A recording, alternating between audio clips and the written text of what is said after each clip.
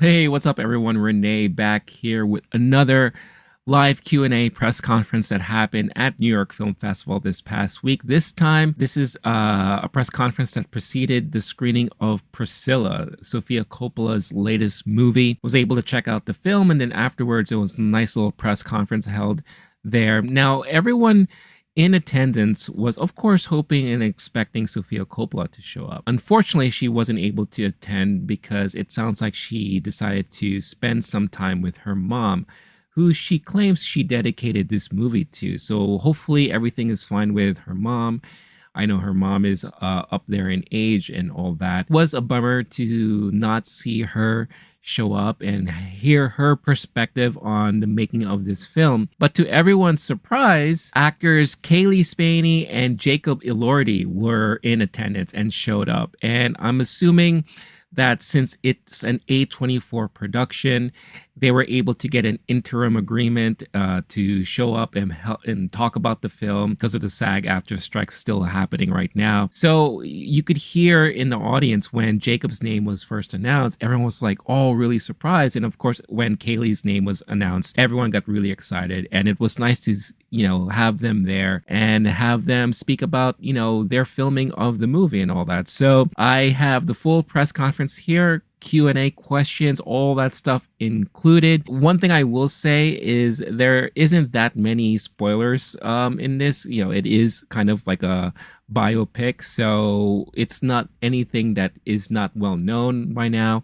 Nothing out of the ordinary that was talked about. The Walter Reed Theater, the way they have it set up in there for these press screenings, when you're in attendance, it's not bad to hear because it is a smaller theater, but it's really bad when it picks up on audio unless you have like some high definition mic or something like that. So I tried my best to kind of adjust the audio so that you could hear the conversations. Also, a lot of the people there didn't really know how to use the mics properly, and I think the mics are just not really picking audio up that great. So I do apologize a little bit in advance if the audio is not up to par with what you're accustomed to. But overall, the press conference itself was really well done, and it was just nice to really see everyone involved in making of the film talk about their time and experience with the film. So I hope you enjoy it.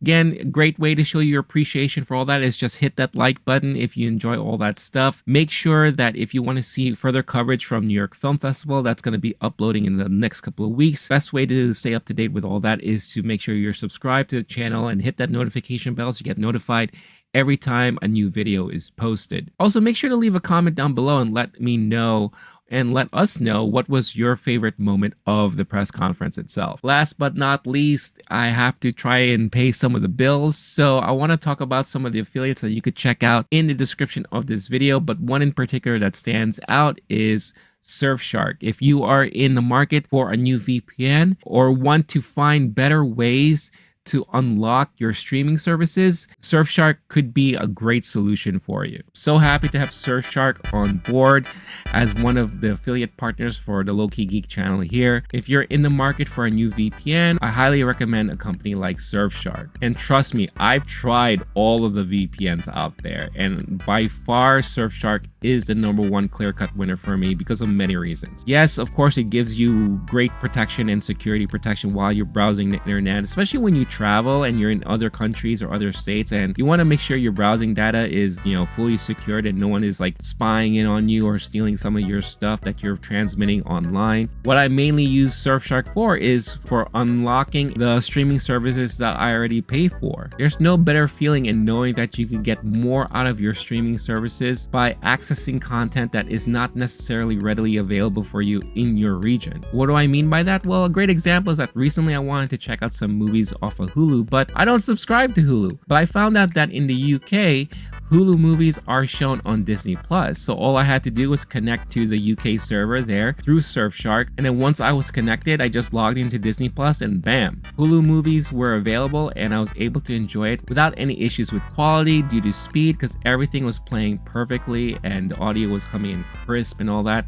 It's as if I was just watching it normally through my normal internet connection. But the main reason why Surfshark is by far the best is because it is the cheapest out there. And I can't stress that enough, where, We're all trying to save money here. And with all the stuff that we pay for on a monthly basis, the last thing we need is to add on an additional high monthly payment to our bills, and Surfshark will not hurt your wallet at all. As a matter of fact, if you scan that QR code you see on the screen right now, or you check out the link in the description of this video, you'll find out how you can get Surfshark for 85% off plus 2 additional months for free. Again, I can't speak highly enough about it, and I'm so glad I came across him, and I'm so glad that they decided to partner up with us here. So again, if you are in the market for a VPN, or maybe now you're more interested more so now to check them out for the first time, scan the QR code you see on the screen right now, or check out the link in the description and find out how you can get 85% off plus 2 months for free. Again, thank you so much, and if you do try Surfshark out, let me know what you thought about him when you do, and let me know your thoughts about the service in the comments of this video. So yeah, so check out Surfshark if that is something of interest to you. Otherwise, you could also check out the merch shop and all that good stuff. Anything that you do to show support in the channel is greatly appreciated as always, and I thank you for all that. With all that out of the way now, enjoy the Q&A press conference of Priscilla at New York Film Festival. Thanks, guys. I'm going to bring out our guests. First, we have the film's production designer, Tamara Deverell.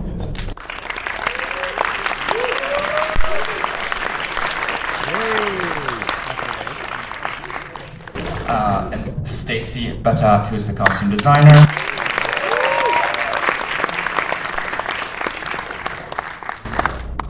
We have producer Yuri Henley.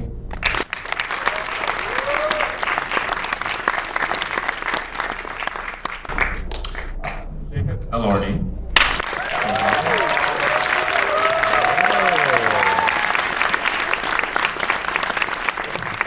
And of course in the role of Priscilla, Cailee Spaeny.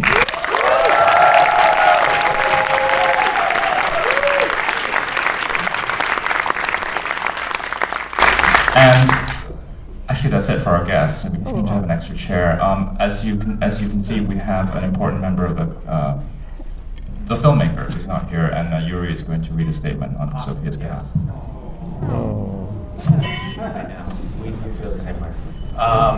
Okay, sorry. Let's see here. So hi, I'm Yuri. I'm a producer of the film, and I got this from Sofia. She says, I'm so proud to have our film at the New York Film Festival in my hometown. There's nothing more inspiring to me than seeing a film on a screen at Alice Tully Hall. When I saw The Power of the Dog here, as the first film on a screen since pandemic, it reminded me of the power of cinema and what we love about the communal experience. I'm so sorry to not be there with you, but I'm with my mother, to whom this film is dedicated. Thank you to my great team who helped make this film. Thank you to the New York Film Festival, Dennis Lim, and A24.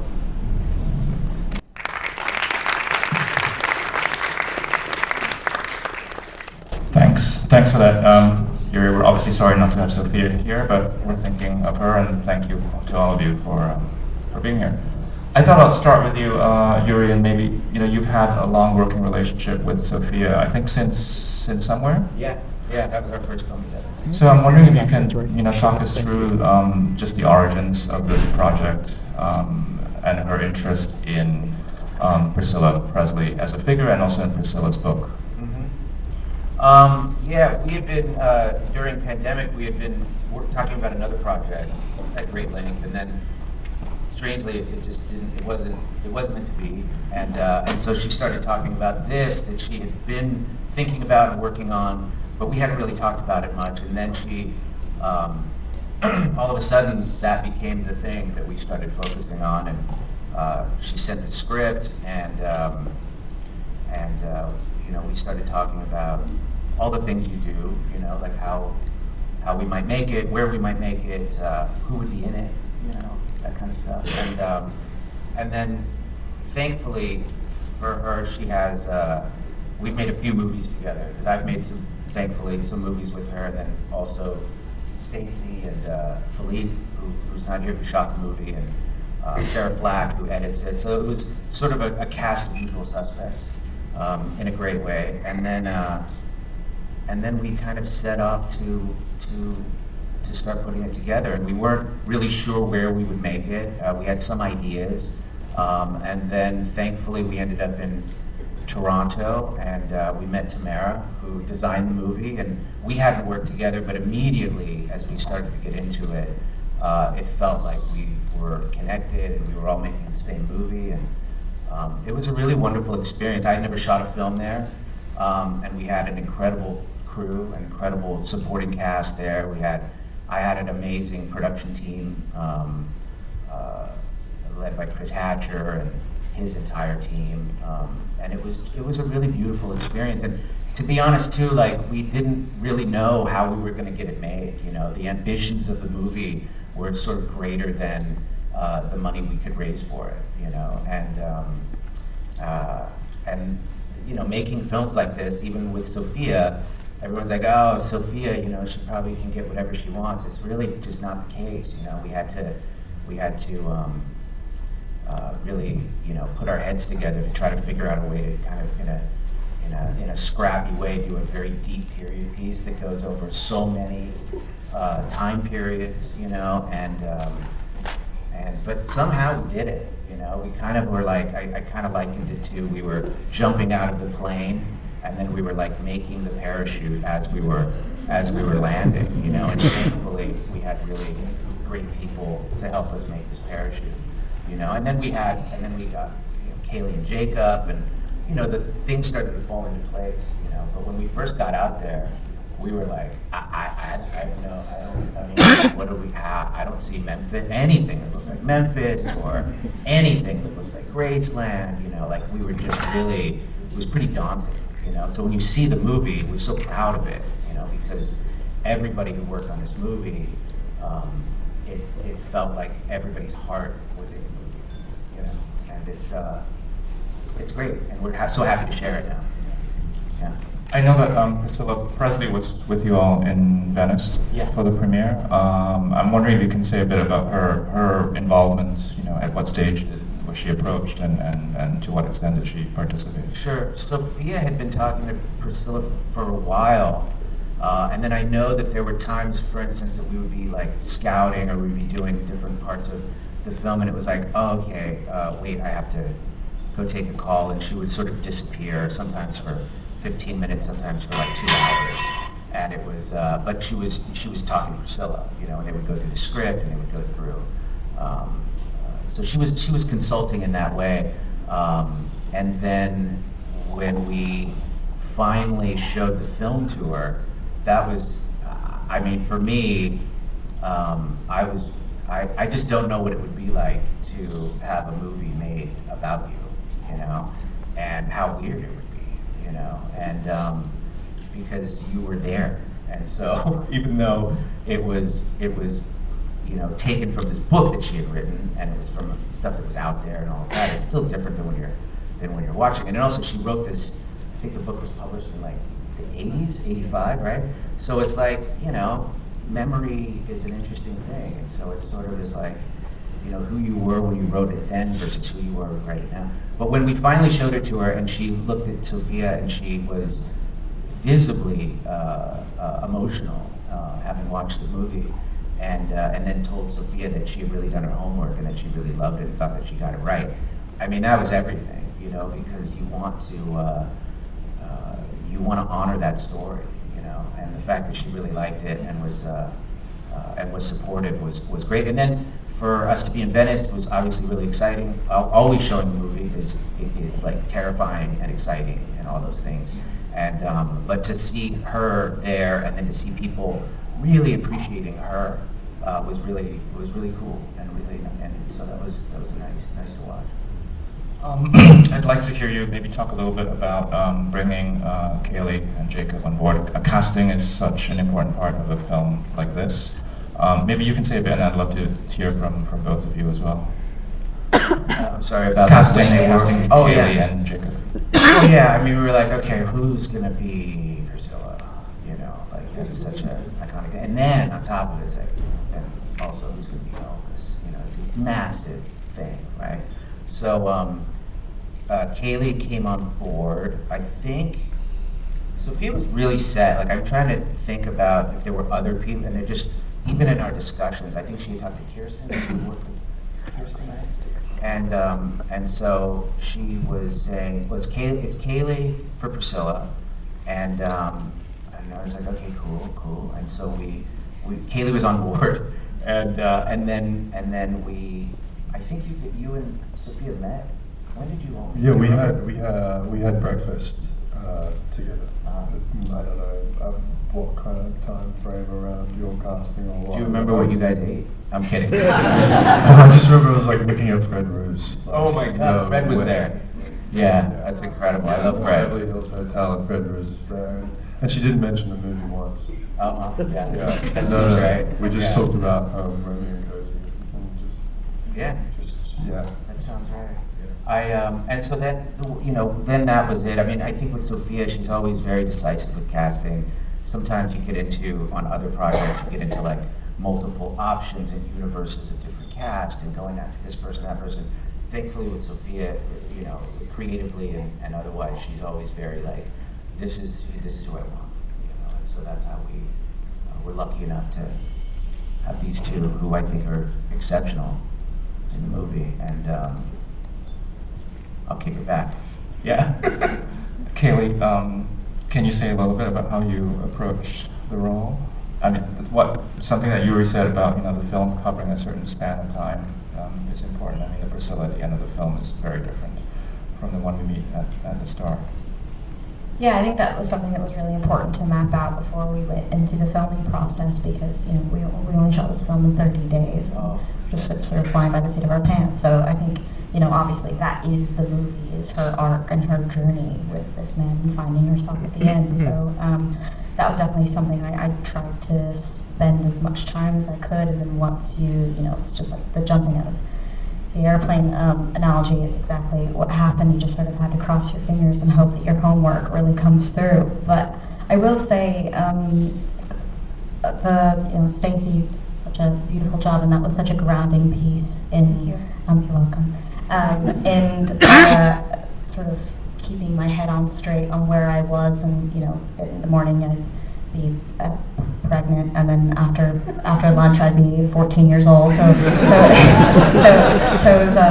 So those costumes and hair and makeup were huge and sort of grounding me in those and that arc and that journey, and sort of informed how I would move and my mannerisms and sort of where she was at in her journey.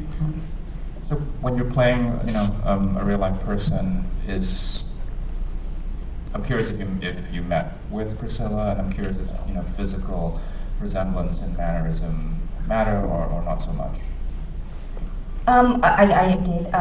Priscilla was very gracious with her time, and we met in Los Angeles, and I think the first time we met, we ended up talking for about 4 hours. So for her to take that time and really go through the story and relive everything again with me, and I really tried to make sure it didn't feel like I was sort of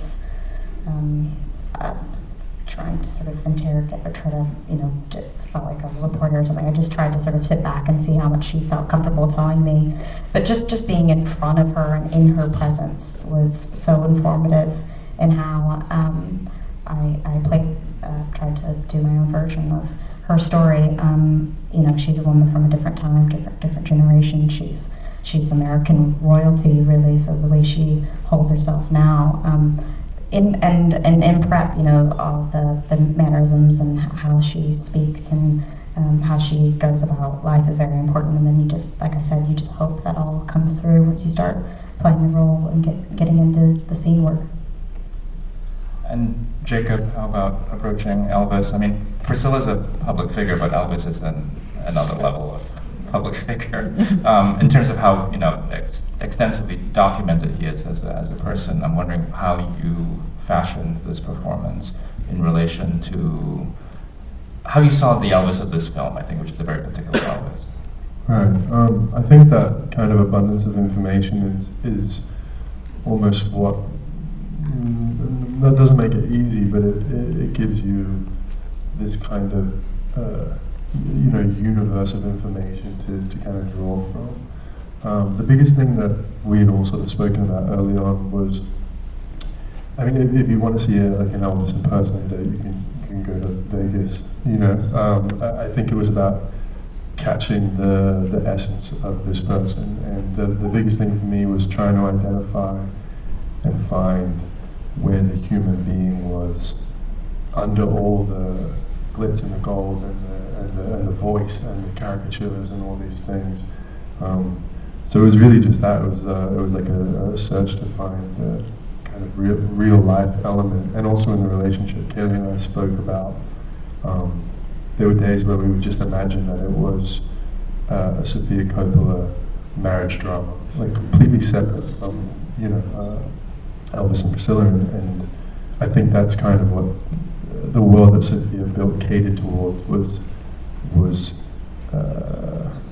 finding a truth that hasn't been seen before, opening the door to Graceland and inventing from fact what we thought the real people might have spoken like. Because I have a different voice now when I speak in front of people. You know, I have like a performing voice. That's not how I speak when I'm at home. And so it's not always just this deep thing.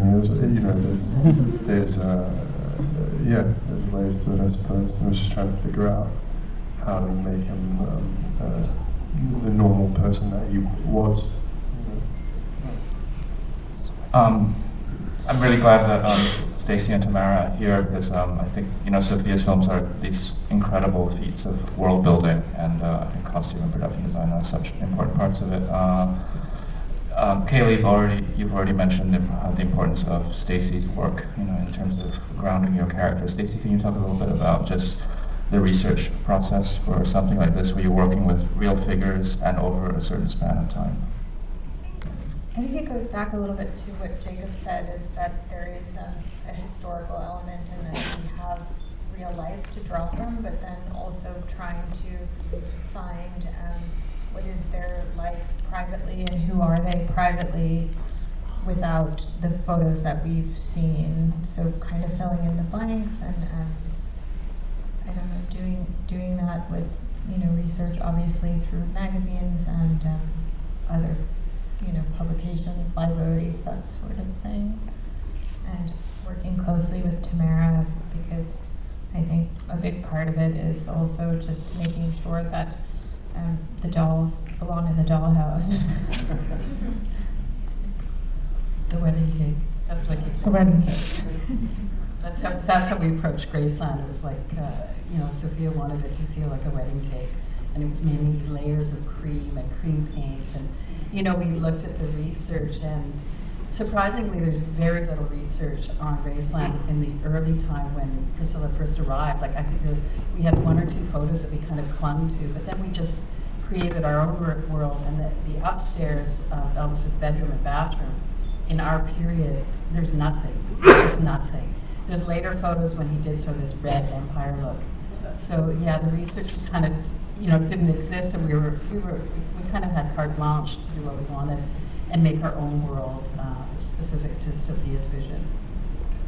Did you look at the William Eggleston photographs of Graceland? Absolutely, and I'm a huge fan of William Eggleston, so I knew Sofia, when she brought that up as one of her main references, that we were going to be in a good place, because we were drawing a lot from that, both Stacey and I. Yes. The colors, just the composition of them.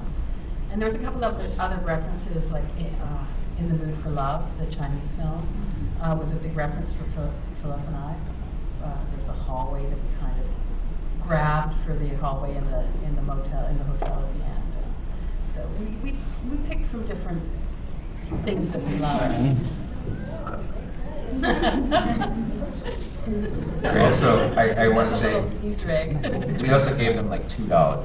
Yeah. They had like nothing. This is true. It's amazing, but you can find, like, we were in an old studio warehouse that Chris Hatch, one of our producers, had been doing a number of shows, and there were windows lined up, leaning against walls. And I said, well, let's just undoor. So I said, those look enough like Graceland, because it's covered with drapes. We had so much drapery that we really, literally, were able to stay on budget because, what budget?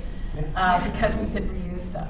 Also, we traditionally made most of the films that we have done on location. That's sort of the default when you look at it. Obviously, Graceland's a very specific thing. The interesting thing when we would look at Graceland photos, though, that they actually looked like sets. You know, they were. It was like, wait, if we built that, you know, it was just this weird sort of thing.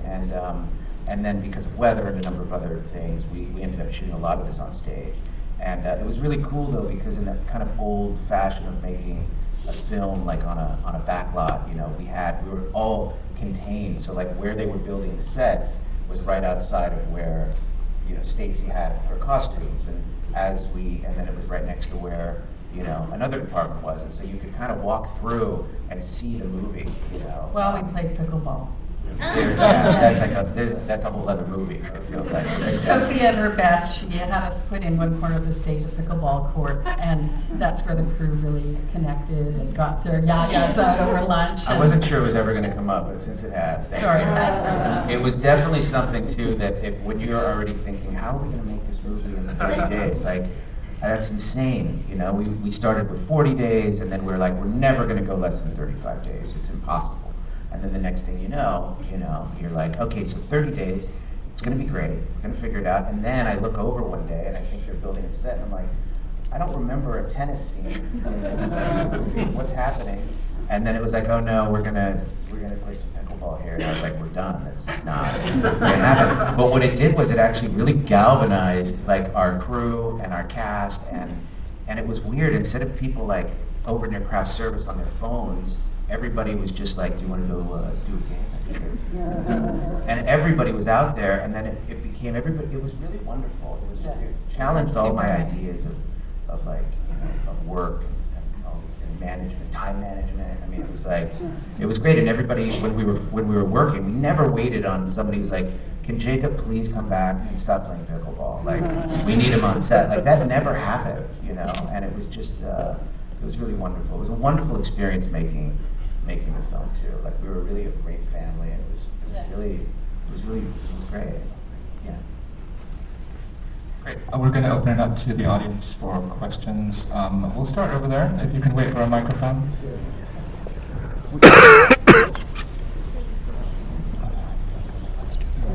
Hi, great film, congratulations, all of you. I'm curious about the music, because there are no Elvis songs. For one thing, was that a problem just with the estate, or clearing financially, or anything, other reasons? Yeah, you know, there was never a lot of Elvis songs, believe it or not, in the film originally. There were a couple of things that we were thinking of doing, and then ultimately we ended up with this. I want to say score, but with this music, because a lot of it's source, even stuff that feels like score, is sometimes some things that have been modified. Randall Poster was our music supervisor. Phoenix, who's done probably every film since Somewhere, right? Yeah. They were involved. They're always kind of involved because Sophia's married to Tomas, who's in a band. And so there's always sort of music, even when we're shooting the movie, there's music that's played on set. Sometimes it's for mood, sometimes it's like, oh no, we know that this is this thing that we're gonna use. And so it was a long road, believe it or not, like even though we knew there were certain cues, we were still swapping stuff out at the 11th hour, you know, to try some new thing. You didn't want to use any Elvis songs today? Yeah, it was. We couldn't really. You know, it was something that we decided to steer away from. So that's why. And also, we kind of, you know, there was another Elvis movie that had come out. You know? Yeah. And so that was it was great, but it was so different than what it was that we were doing, and a lot of that stuff was really well handled before, and we were doing something very different. Plus, it's Priscilla's story, lest we forget. Right. That was always sort of the anchor too, you know, because it's easy to get distracted, you know, and because Elvis is so sparkly, you know, and it was. But for us, we were very diligent about it always being, you know, Priscilla's story, because everybody knows Elvis, but not a lot of people knew Priscilla's story. Did that answer? Yeah. Okay. Yeah. Yeah, right there in the middle. Yep.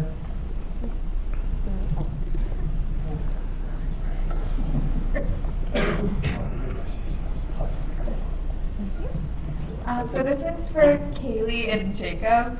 Hi. Hi. You've already mentioned how important costuming was, but I'm wondering if there was any specific article of clothing, a specific way that makeup was done, hair was done, that would really get you into character.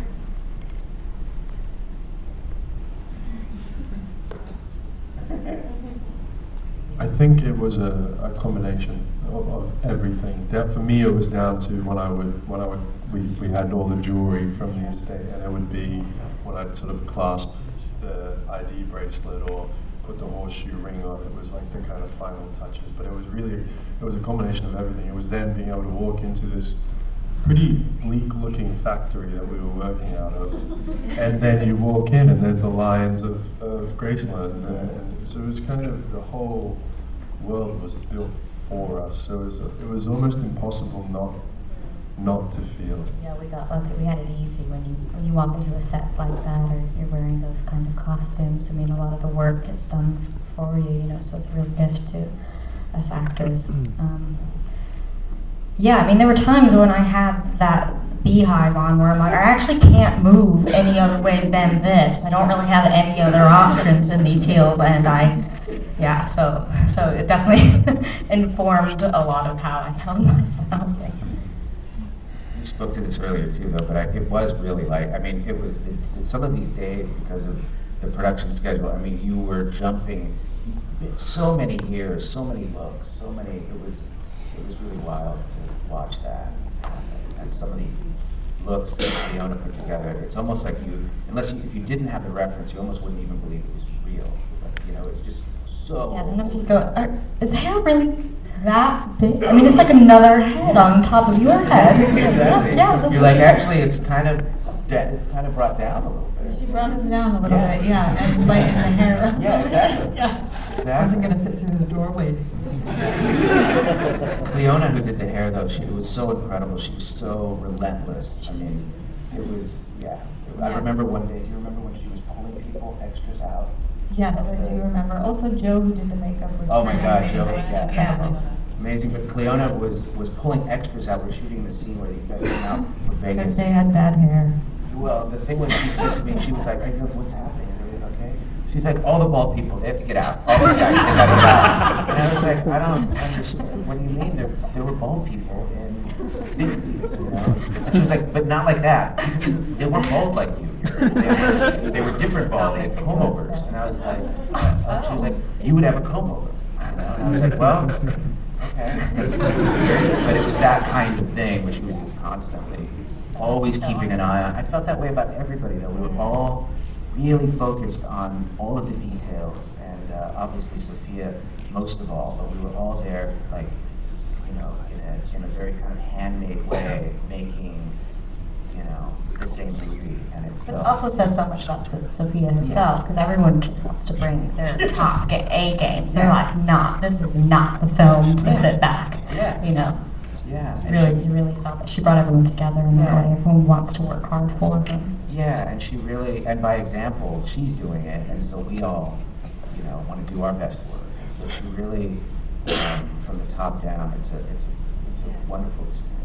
And I think everyone on our film sets always feels included. Doesn't matter what department Yes. you're in or how low on the totem pole you are. Everyone does feel like they're part of making the movie. Yes. And It's that not always comes like from that. Sofia. Yeah. Okay, we'll take, I guess they're all in the front, here. Yeah, just here.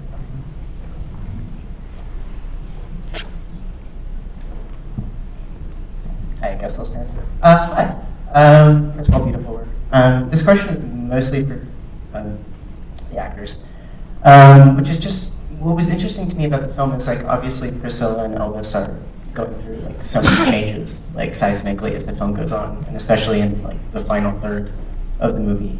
And I'm sort of curious about the process because what was so interesting to me was this nature by which the film would sort of fade out of these moments, or sort of you'd have these scenes that would be quite dramatic, but then it would just sort of like fade out of them and then kind of jump back in, and it would be much later in time, or like a transformation would have occurred that's fairly significant. But there would be like a lot in between that I think was just being suggested more so than shown, which was really powerful to me. But I'm curious, as actors, just sort of like, how did you approach these transformations, just knowing that like in the film, or at least in the script, that like whether there's these kind of gaps of things that we aren't seeing, that like there's like, I guess, like steps that aren't being shown. Like, what was the process of getting there? I can actually speak, I think, on behalf of you. Cailee, no, there is no gap in Cailee's performance on paper. On set, I would go, and I'm a fairly well prepared performer, and I would say, what year is this?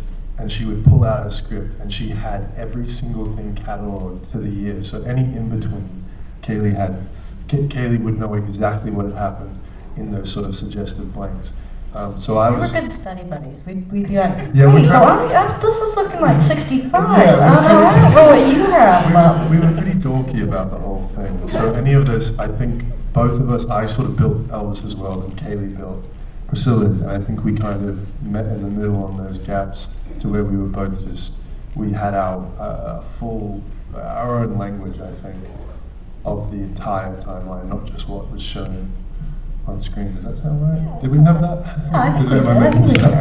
And also, there's also the way that Sofia chose to tell the story is really beautiful, in the sense that it's really sort of impressionistic and about sort of emotion and feeling and flashes of memories, and you go into this sort of dreamlike fantasy world. And I think, we don't hang on a beat too long, because you just feel like you're in this sort of Alice in Wonderland dreamland, and sort of so I think in terms of the way that those scenes are portrayed, I think that was all intentional, the way she told the story. Thank you. Yep, right here.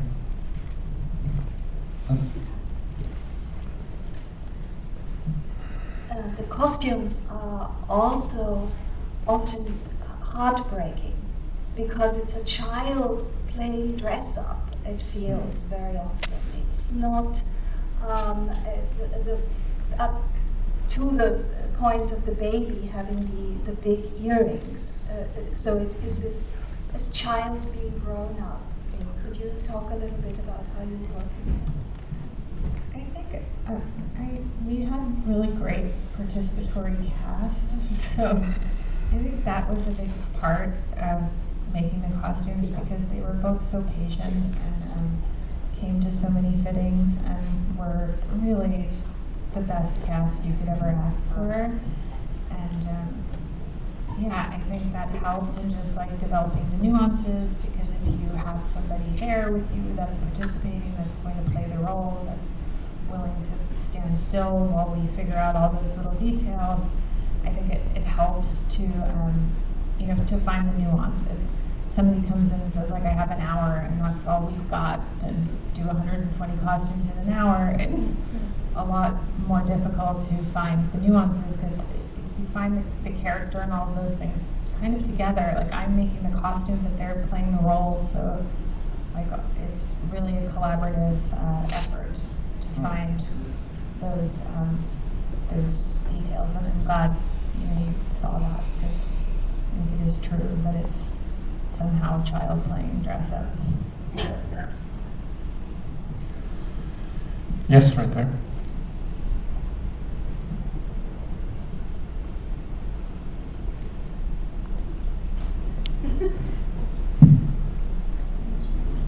Hi, yes, this is for the actors, but also anyone who wants to answer. Obviously, this is Priscilla's story, and it's lesser known to the audiences.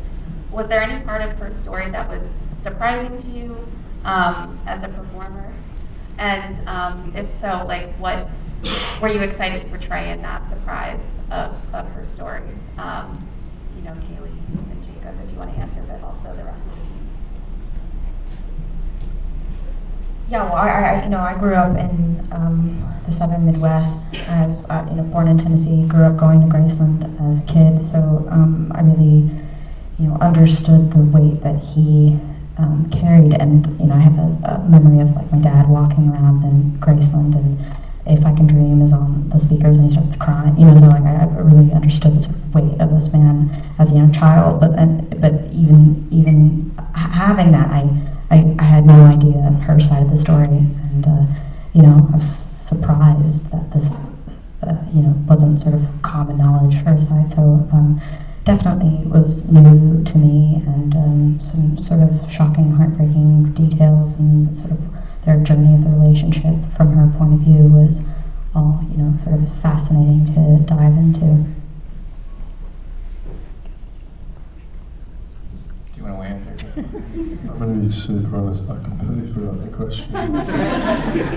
So I was hoping you wouldn't ask. Shocking details of the story? Yeah, Pretty much what Cailee said. All right. Yeah. Hi.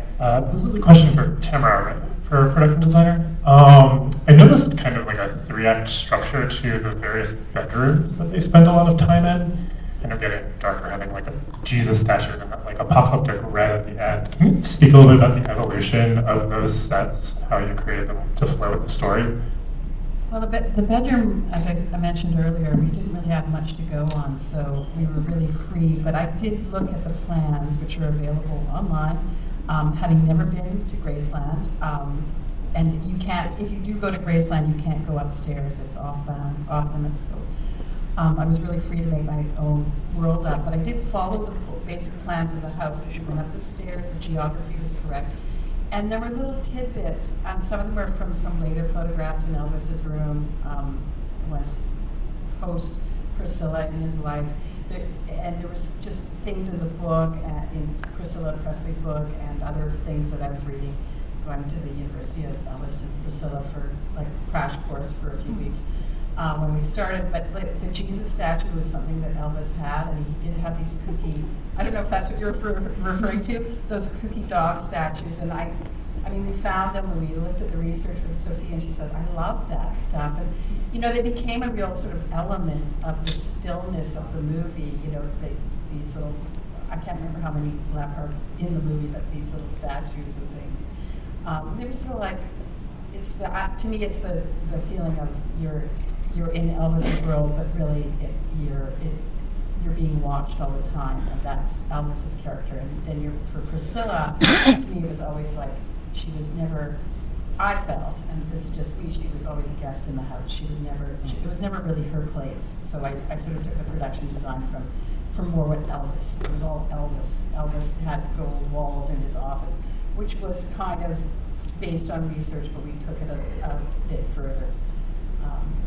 So, played around with some of the real research and some of the stories and just some of the tone, and really the tone that Sofia wanted. And the stuff that we work with costumes, like Stacey and I had these long conversations about Elvis's blue pajamas, so the blue in the room, and how would that work, and would Elvis have blue pajamas in a blue room, and yeah, he's kind of matching his space, and you remember those conversations? I do remember, and I have a really great photo of the hair salon with just the robe inside the sink.